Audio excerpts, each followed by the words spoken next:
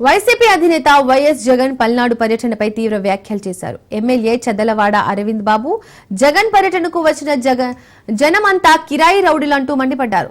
జగన్ చేసేదంతా శవ రాజకీయాలు, అప్పులతో చనిపోయిన నాగమల్లేశ్వరరావును ఓదార్చడానికి వచ్చి మరో ఇద్దరిని దారుణంగా చంపేశారని అన్నారు.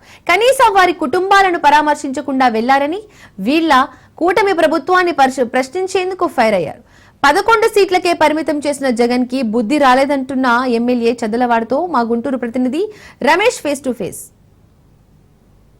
పల్నాడు జిల్లా జగన్ పర్యటన నేపథ్యంలో టీడీపీ కూటమి ప్రభుత్వం పైన తీవ్ర వ్యాఖ్యలు చేశారు. ఏదైతే సంవత్సర కాల పాలనకు సంబంధించి కూడా అరాచక పాలన, అదేవిధంగా కేసులు తప్ప ఎక్కడ కూడా అభివృద్ధి లేదంటూ కూడా మండిపడ్డారు జగన్. ఏదైతే నిన్న నాగమల్లేశ్వరరావు సంబంధించినటువంటి విగ్రహ ఆవిష్కరణకి వచ్చినటువంటి నేపథ్యంలో కూటమి సర్కారు పైన కూడా తీవ్ర వ్యాఖ్యలు చేశారు. దీనిపై మనతో మాట్లాడేందుకు టీడీపీ ఎమ్మెల్యే అరవింద్ బాబు గారు, అదేవిధంగా సదాశివరావు గారు పరిశీలకులుగా ఉన్నారు. వారితో మాట్లాడే ప్రయత్నం చేద్దాం. సార్ చెప్పండి, నిన్న జగన్ తీవ్ర వ్యాఖ్యలు చేశారు. సంవత్సర కాలంలో సుపరిపాలన అని మీరు చెప్తున్నారు, ఆయన మాత్రం కేసులు తప్ప ఎక్కడ అభివృద్ధి కనపడట్లేదని చెప్తున్నారు. ఎలా చూడాలి? ఖచ్చితంగా ఈ సంవత్సర కాలంలో ఆంధ్రప్రదేశ్లో మరి రాజధాని నిర్మాణానికి సంబంధించిన కానివ్వండి, అదేవిధంగా పోలవరం ప్రాజెక్టు నిర్మాణం కానివ్వండి, అదేవిధంగా ఏదైతే హామీలు ఇచ్చారో మరి తల్లికి వందనం లాంటివి కానివ్వండి, ఇలాంటి హామీలన్నీ కూడా నెరవేర్చుకుంటూ మరి రాష్ట్రం మొత్తం కూడా ఏకకాలంలోనే రోడ్లన్నీ కూడా రిపేర్ చేసినటువంటి ఘనత చంద్రబాబు నాయుడు గారికి దక్కింది. మరి అదేవిధంగా ఏదైతే డిఎస్సి నోటిఫికేషన్ అని చెప్పేసి అన్నారో అది కూడా మరి అమలు చేయడం జరుగుతూ ఉంది.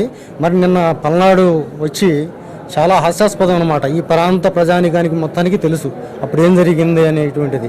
మరి నాగమల్లేశ్వరరావు అనేటువంటి వ్యక్తి మరి బెట్టింగ్లు పెట్టేసి కోట్ల రూపాయలు బెట్టింగ్లు పెట్టి మరి రిజల్ట్ వచ్చినటువంటి మర్నాడే మరి పురుగు మందు తాగటం, మరి 4 రోజులు హాస్పిటల్లో ఉండటం అందరికీ తెలిసిన విషయమే.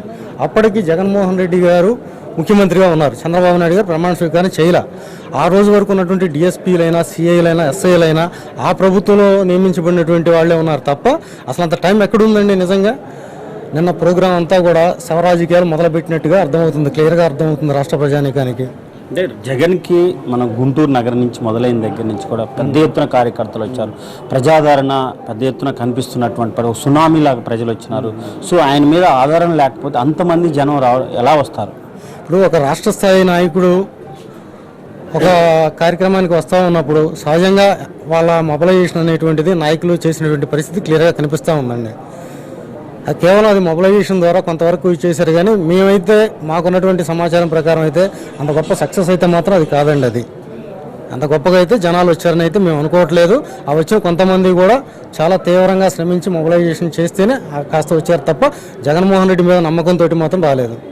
సార్ అరవింద్ గారు చెప్పండి, నిన్న కార్యక్రమం జరిగినటువంటి కార్యక్రమం చూసాం. మీ ప్రభుత్వం పైన, మీ పాలన పైన తీవ్ర వ్యాఖ్యలు చేశారు వైఎస్ జగన్మోహన్ రెడ్డి. ఏదైతే మరి నిన్న నాగమల్లేశ్వరరావుకు సంబంధించినటువంటి ప్రెస్ మీట్లో కూడా తీవ్ర వ్యాఖ్యలు చేశారు. ఎలా చూస్తారు? నిన్న భారీ సంఖ్యలో కూడా ప్రజలు వచ్చినటువంటి పరిస్థితి. జగన్మోహన్ రెడ్డి కానీ వాళ్ళ వైసీపీ నాయకులు, వాళ్ళ పార్టీ వాళ్ళకి కానీ తీరు మారలేదు. అవినీతి, దుర్మార్గాలు, రాక్షస రాజ్యాన్ని ఏర్పాటు చేద్దామని వాళ్ళు ప్రయత్నం చేశారు. ప్రజలు బుద్ధి చెప్పారు, చెప్పుతో కొట్టారు. 11 సీట్లతోటి మరి కనీసం ప్రతిపక్షంలో కూర్చొని కూడా చేశారు. అటువంటి వ్యక్తి ఇంతమంది జనాలను వేసుకొని, కిరాయి గుండాలను వేసుకొని, ఆ నాగమల్లేశ్వరరావు అతను ఒక బెట్టింగ్ పెట్టి అతను 2019లో కూడా బెట్టింగ్ పెట్టి చాలా మరి టీడీపీ వాళ్ళ దగ్గర డబ్బులు తీసుకున్నాడు. మరి ఇప్పుడు మొన్న టీడీపీ మరి జగన్మోహన్ రెడ్డి వ్యాఖ్యల వల్ల వైనాట్ 175 అన్నప్పుడు అతను అందరూ కూడా మళ్ళీ జగన్మోహన్ రెడ్డి గెలుస్తాడని చెప్పి ఆలోచనతో నాగమల్లేశ్వరరావు బెట్టింగ్లో డబ్బులు పెట్టాడు. డబ్బులు పెట్టి అందరికి ఎగ్గొట్టాడు. దీనికి కారణం ఎవరు? జగన్మోహన్ రెడ్డి. ఈ చావు కారణం ఎవరు? జగన్మోహన్ రెడ్డి. అదేవిధంగా నువ్వు అతన్ని పరామర్శ చేయడానికి వచ్చినప్పుడు మళ్ళీ వెంగళాపాలెం దగ్గర 2 చనిపోయారు. ఎంత దారుణం చెప్పండి. మళ్ళీ నాగమల్లేశ్వరరావు అతను కమ్మ అతను వైసీపీలో ఉండకూడదని మళ్ళీ వ్యాఖ్యానాలు. ఒక నాయకుడు అయి ఉండి ఇట్లా కులం గురించి మాట్లాడొచ్చా? ఏ పార్టీ కూడా కులాల మీద, మతాల మీద నిలబడదు. బుద్ధి జ్ఞానం ఉన్నాడు ఎవడు మాట్లాడు. వాళ్ళ నాన్న రాజశేఖర రెడ్డి కూడా మరి రాజకీయం చేశాడు, చంద్రబాబు నాయుడు గారు కూడా రాజకీయం చేశారు. కనీసం బుద్ధి జ్ఞానం లేకుండా, కనీసం వయసు అనేది కూడా మరాది ఇవ్వకుండా చంద్రబాబు నాయుడు గారిని ఎన్ని మాట్లాడినాడు. అంటే జగన్కి ఇంతమంది పెద్ద ఎత్తున ప్రజలు రావడానికి మీ ప్రభుత్వం మీద వ్యతిరేకత ఉండబట్టే ఈ విధంగా వచ్చారని జగన్ డైరెక్ట్గా అటాక్. నేను ఒకటే చెప్తానండి, జగన్మోహన్ రెడ్డి పర్యటనలో ఎంతమంది జనం వస్తే అతనికి అంత నష్టం. డెఫినెట్గా ఇది, ఎందుకంటే ప్రజలు ఈ కిరాయి గుండాలు వీళ్ళు జనం వచ్చి ఈ బంగారం షాపుల మీద దోచుకోవచ్చు, వెండి షాపుల మీద దోచుకోవచ్చు, లేదా ఇళ్ల మీద పడి దాడులు చేయొచ్చు, జేబులో డబ్బులు లాక్కోవచ్చు, అంత కిరాయి గుండాలు. ఇటువంటి వాళ్ళని ఎలవ చేయకూడదు. ఈ క్రూర మృగాలు అడవుల్లో ఉండాలి. అడవుల్లో ఉండేవాళ్ళు మానవాళ్ళు మరి అరణ్యంలోకి వస్తే కనుక అందరూ కూడా చెడు జరుగుద్ది. ప్రజలు గమనిస్తున్నారు. ప్రజలందరూ కూడా చాలా శాంతియుతంగా వచ్చిన బతుకుతున్నారు. ప్రజలు కిరాయి గుండాలంటారా? కిరాయి గుండాలే. ఇవాళ నర్సరాపేట రమ్మని చూద్దాం. నర్సరాపేటలో మేము పసుపుతల పాదయాత్ర పెట్టాము, తర్వాత జూన్ 12న మేము మరి విజయయాత్ర పెట్టాము. ఎంతమంది జనం అవుతారు చూడండి. మాకు రేపు 25వ తేదీన మేము ప్రమాణ స్వీకారం ఉంది. అచ్చెన్నాయుడు గారు వస్తున్నారు. ఎంతమంది జనం అవుతారు చూడు.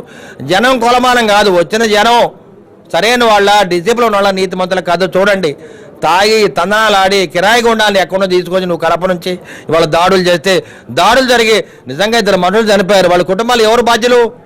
మళ్ళీ ఎప్పుడు కూడా ప్రభుత్వం ఏర్పాటు చేస్తాం. మేము ఛాలెంజ్ చేసి చెప్తున్నాను అరవింద్ బాబుగా. నేను ఇంతకుముందు ఛాలెంజ్ చేశాను, గెలిచాను, మళ్ళీ ఛాలెంజ్ చేస్తాను, మళ్ళీ గెలుస్తాను. ఇది ఒకసారి గోపిరెడ్డి శ్రీనివాసరెడ్డి దృష్టిలో పెట్టుకోవాలి. మీరు చేసిన అవినీతి పనులు కానీ దుర్మార్గాలు మొత్తం కూడా ఈడీ ఎంక్వైరీ చేస్తాం, విజిలెన్స్ ఎంక్వైరీ చేస్తాం. మా దమ్ము ధైర్యం చూపిస్తాం. ఇది పరిస్థితి. మొత్తంగా చూసుకుంటే ఏదైతే నిన్న జగన్ పర్యటన గందరగోళం మధ్య ముగిసినటువంటి నేపథ్యంలో టీడీపీ కూటమి ప్రభుత్వం పైన తీవ్ర వ్యాఖ్యలు చేసినటువంటి నేపథ్యంలో వాటన్నిటిని కూడా స్థానిక ఎమ్మెల్యే అరవింద్ బాబు కూడా తిప్పికొడుతున్నటువంటి పరిస్థితి. అక్కడికి వచ్చినటువంటి కిరాయి గుండాయిలు తప్ప కూడా ఎక్కడ స్వచ్ఛందంగా వచ్చినటువంటి కార్యకర్తలు రాలేదంటూ కూడా ఆయన వ్యాఖ్యలు చేస్తున్నారు. ఏదైతే నాగమల్లేశ్వరకు సంబంధించినటువంటి కేవలం అప్పులు బెట్టింగుల బాధతోనే చనిపోయాడంటూ కూడా ఆయన స్పష్టం చేస్తున్నటువంటి పరిస్థితి. ఏదేమైనా జగన్మోహన్ రెడ్డి తీరు మార్చుకోకపోతే ప్రజలు ఖచ్చితంగా మరోసారి బుద్ధి చెప్తారంటూ కూడా టీడీపీ ఎమ్మెల్యే అరవింద్ బాబు చెప్తున్నటువంటి పరిస్థితి కనపడుతుంది. వీడియో జర్నలిస్ట్ సుభాష్తో రమేష్, రాజ్ న్యూస్, నర్సరావుపేట నుండి.